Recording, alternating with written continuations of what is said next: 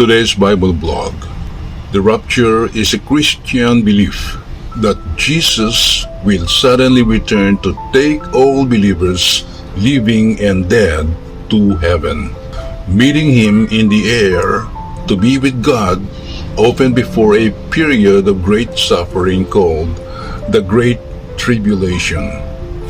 This event involves the dead in Christ rising and living believers being transformed and caught up, together escaping earthly judgment.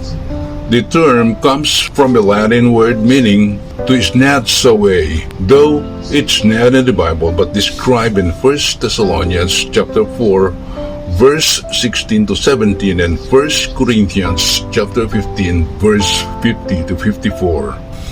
Here are the key aspects. Number 1. Who?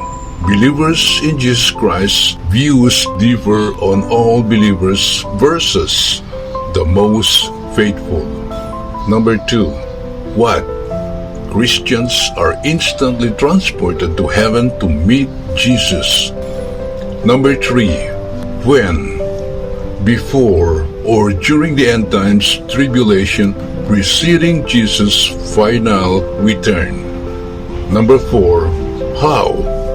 The dead in Christ rise, the living believers are caught up to meet the Lord in the clouds. Number 5. Purpose. To spare believers from God's wrath on earth.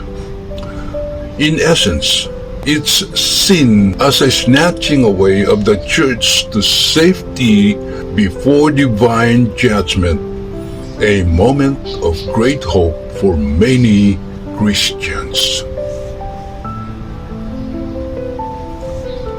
Amen.